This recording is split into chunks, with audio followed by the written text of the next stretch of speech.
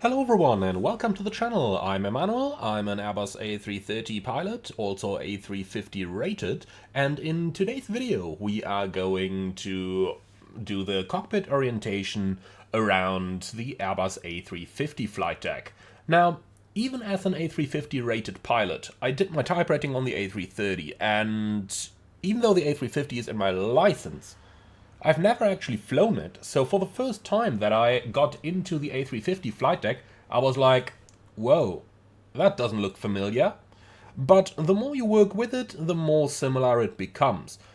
So let's use this video in order to orientate ourselves in the flight deck and have a look at a couple of the greatest changes that we have in the Airbus A350 cockpit compared with the familiar layout of the A320 and A330 aircraft families that you and I all know and love. So we are going to do this from the captain's seat here, since I realize that's where most of you are going to fly from. And we'll just go top to bottom in no particular sequence. Starting on the overhead panel then, you will see that things are fairly familiar. If you've flown the A330, then the layout is more or less the same. Couple of things switched around, such as the evacuation panel, which has moved forward a little bit, but generally no significant changes on the overhead panel when you compare the A330 with the A350. Now, one thing that is a tad different is that you only have a single fire test button here that handles all the fire tests, and you will notice that you only have two hydraulic systems on the A350, namely green and yellow, and the electric pump actuators are actually located on the right hand side over there. So if you need to turn them on to recharge your brake accumulator pressure on the, correct me, yellow system, then you gotta do that up here. Now, apart from that, the cabin air conditioning control has a new position here, which is really worth mentioning. That's the purser select position. So if you do that, then the purser can simply control the air conditioning and the temperatures right from the cabin. So that's a pretty cool function down there. Apart from that, the overhead panel is fairly similar, and it will be rather easy for you to find your way around it. Now let's move forward a little bit. The glare shield has changed a little bit. So the FCU sees the addition of the switch between true and magnetic north. And you also have the flight director switch up here, which is just a single switch now instead of two separate ones. Apart from that, we do have the vertical velocity button added over here. That's basically what brings up your bird on the primary flight display now. Apart from that, the panel is fairly similar to what you're used to from your A320, A330, just that you've got dedicated switches up here to make all the switching on the nav display now, but that's easy to find your way around. One thing that is worth mentioning though is the logic of the altimeter selector has changed. So on the A320 and A330, you would pull it out to set standard and push it in to set local. On the A350, they've reversed it. So why did they do that? Basically because they wanted to bring it in line with the rest of the switches on the FCU. You push it in, and that's kind of the normal mode. That's what you will be using most of the time.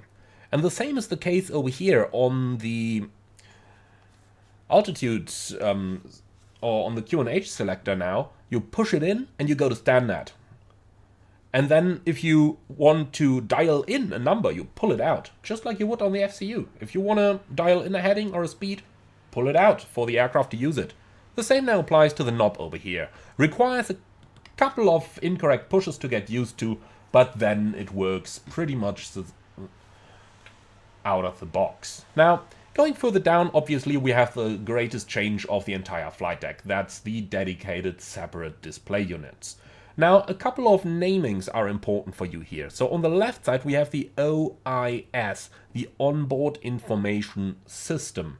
Now, many of you will probably refer to it as EFB, but it really is more than that. So it is called the OIS, Onboard Information System. Easy to remember as it's written right next to it.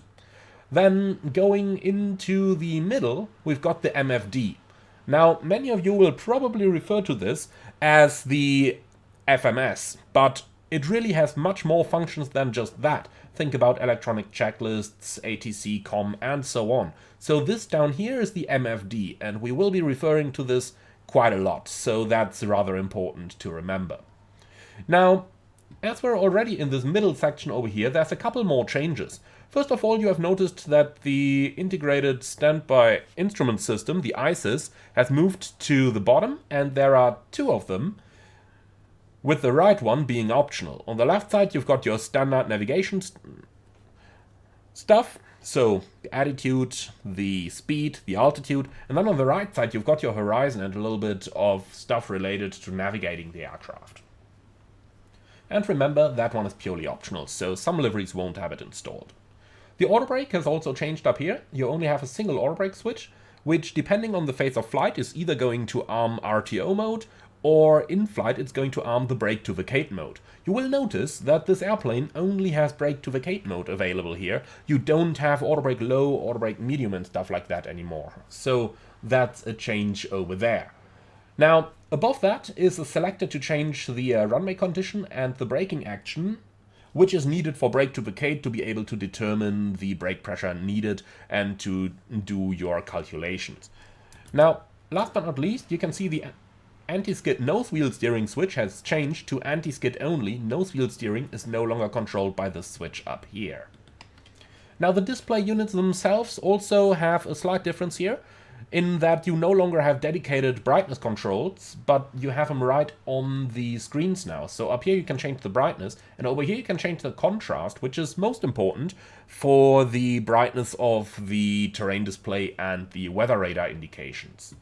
You do have a switch down here that you can use to change the brightness of all units together, really making it easy to operate. Now from here we're going down and we have the next large change, and that is we no longer have the conventional MCDU in the A350 cockpit, but it's been replaced with a KCCU, and this unit basically does all the data entry. We now have a cursor controller up here that you can use to move the cursor around.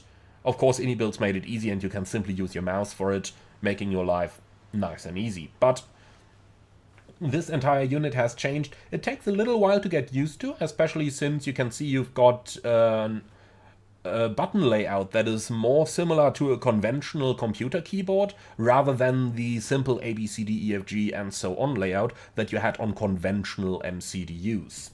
Moving further down, we've got the radio management panel. Now, you're probably familiar with that one already from the A321neo if you've flown it, and FS 2024, that one has it installed as well. And that's controlling all the things such as our VHF radios, the HF radios, the SATCOM system, your transponder controls, so you've got the squawk up here as well, and then you've got your backup nav controls over here as well, but you also have all of that in the MFD now, so that really makes your life a lot easier if you encounter failures.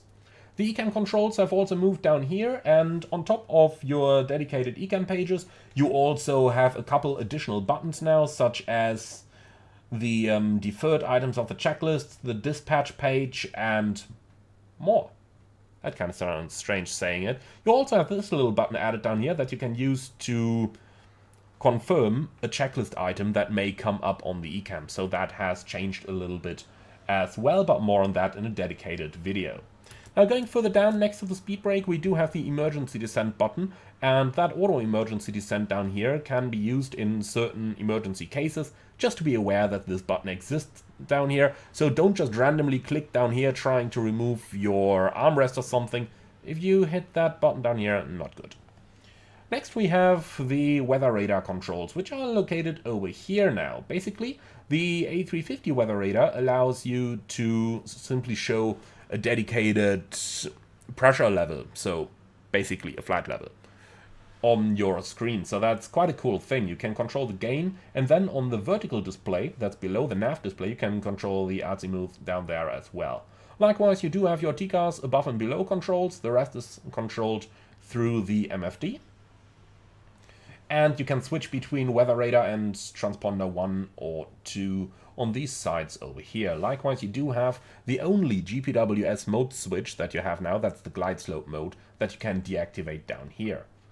The brake accumulator pressure is moved down here. That was previously located somewhere up on the main panel on the A320 and A330, and the gravity gear extension is down here as well. Last but not least, you do have your cockpit light controls down here. So you might have noticed when you looked up here that all of a sudden we no longer have dome light switches and stuff like that. So that's moved down to the pedestal now. And over here you've got the dome light, which basically controls the floodlight, so the large... well, the light that illuminates the most of the cockpit. Then you have the floodlight above that, and the floodlight basically lights up the main panel and the pedestal. So that's if you only want a little bit of backlighting, but you don't want that whole cockpit illuminated, you turn that one on rather than the dome light. The intake light only has a single switch down here controlling the intake lights, so the brightness of all the text on the panel throughout the entire cockpit. You're used to that from the A330 if you've flown it. If you've only flown the 320 previously, then you might not be used to having only a single switch controlling the entire cockpit here. Well, and that's the most important changes on the panel. There are a couple more changes that are not that relevant for flight simulation, but that are good to know. First of all, you don't have opening windows anymore. The windows are fixed in the A350. Instead, your secondary emergency exit, if the flight deck door is not available, is now located right on the top over here. So you do have an escape hatch up in the top of the flight deck, and that basically leads you out of the aircraft over here. There you can see it for a little bit. Well, apart from that, there is another hatch over here, and that is a connection into the crew rest compartment. So that's a really nice one. If you open that up, then you can easily transfer food from the galley through the crew rest door into the cockpit. So, fairly useful thing. Last but not least, down here we have the entry area for the avionics compartment, and we can open that up and go down here. And, well, that's basically where you have this. It's also a good secondary emergency exit. You have that hatch down here that enables you to get to the maintenance access door on the outside, and you have the door leading into the forward cargo compartment, which is also fairly useful if you gotta get out and your standard exits are blocked. Alright, let's close that again. Well, and that is the major changes in the A350 cockpit compared to the A320 and the A330. It does take a little while to get used to when you're sitting in the aircraft. Ultimately, even though it is a common type rating, if you are transitioning from the A330 to the A350, you're already licensed to fly it, but nonetheless, you still need to do 16 hours in a full flight simulator, split over 4 sessions, which are 4 hours each. So, there you have it. That's our orientation in the Airbus A350 cockpit. I do hope you liked that one. Be sure to leave your feedback in the comments underneath the video. For now, thank you very much for watching. I'm looking forward to see you all again in the next one. Be sure to leave your feedback, and if you really love what I'm doing on the channel, I would appreciate a small donation through the Buy Me Coffee link in the video description below. Thank you for watching, and I'm looking forward to see you all again on the next one.